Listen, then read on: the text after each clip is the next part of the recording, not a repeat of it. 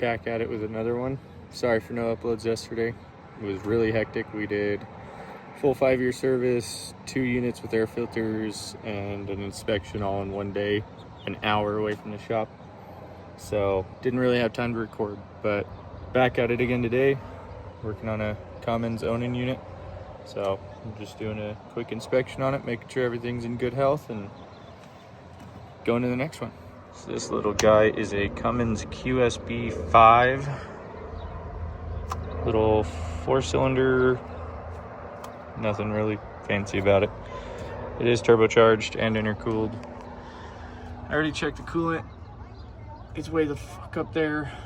I had to like climb over everything because I don't want to remove the side panels.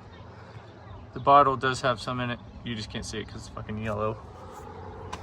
But yep, everything's pretty easy on this one. I mean, dipstick's nice and easy to access. Good there. I mean, check the primer pump. Easy as pie. It's working, not leaking. And pretty simple. You got the charger is working. For some reason it is on a constant state of charge. This unit did have, when I arrived on the controller, there was a code for CAN bus lost or something like that. So we're gonna make sure to run this thing for quite a little bit, you know, more than usual, just to make sure that everything's good there. Figured I'd show you guys this. So instead of testing the batteries on camera and everything, I already did, but figured I'd show you guys this pretty neat little procedure. Before you unhook the batteries, you hit the e-stop. It's gonna set off all sorts of alarms, right?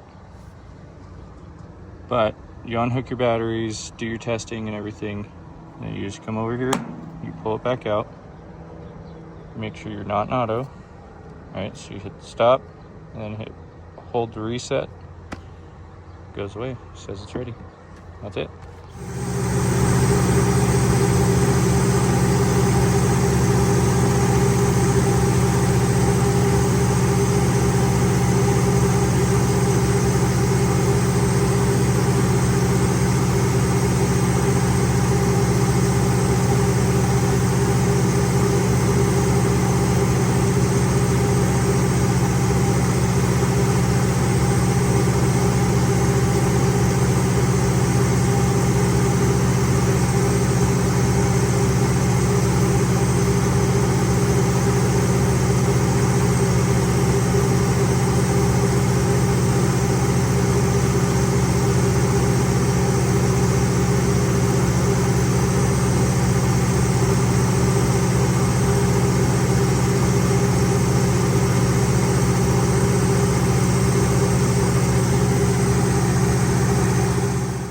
Got the Cummins unit all wrapped up. Now we're at a Kato-Lite for the same customer, just different unit.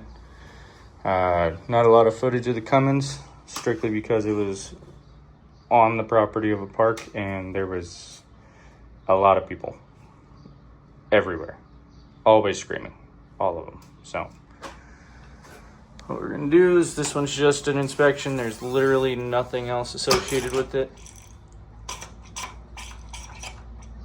So we're gonna choke hold the radiator cap.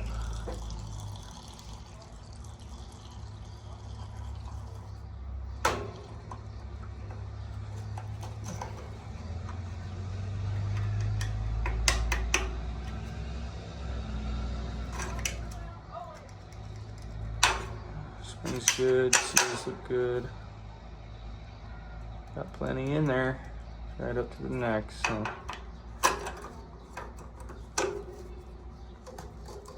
Alrighty. I don't know if you guys can tell, but this one's already pretty clean. So we don't really have to wipe much down, really do any of that sort of thing. So check the oil.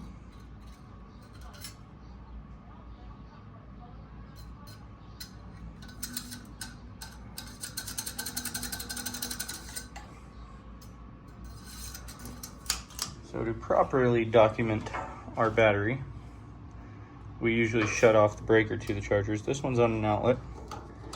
we're gonna unplug that, verify the charger went dead. Now we can check it.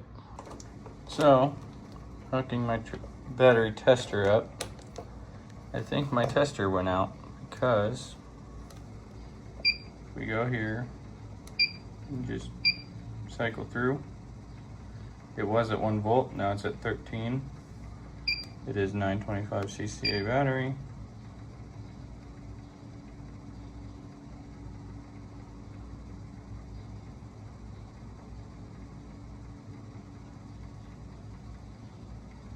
There we go. So you gotta always be careful because sometimes your testers can be wrong. The way I like to test it, if this is bad, is watch the voltage drop on the battery over the course of like an hour, or some multimeters can actually check it, or you can test the amperage that it pulls when it starts and see what it'll actually provide. But this battery is pretty new, it's only 6 months old, so we're not too worried about it on this one, but I just wanted to show you that. I was hoping it'd be at 1 volt again because that's what it was at. So now we're looking for our static voltage on the battery. So we've got our meter just hooked up to it. You can do this on any amount of batteries.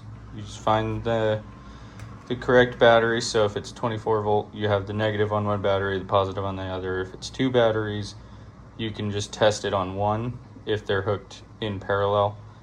But we're looking for this to drop. It is going to consistently drop slowly further and further down because the controller on most units stays alive and this thing has a current voltage draw. So we're just waiting to see where it slows down at. It looks like we're gonna be sitting around 13.1. So what we're gonna do, we're gonna hit min max. Then we're gonna come over here. We're gonna plug the charger back in. We're gonna wait for this to go up. The charger kicks on. Now we see what our boost voltage is.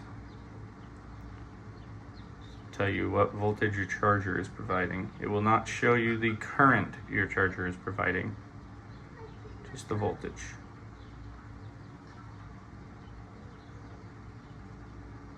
So it looks like we already kicked a float, so about 13.4, 13.5. Now we're gonna shut the multimeter off and we're gonna leave our leads hooked up to it because when we crank, we're gonna need our crank volts, which is what the voltage drops to when we're cranking.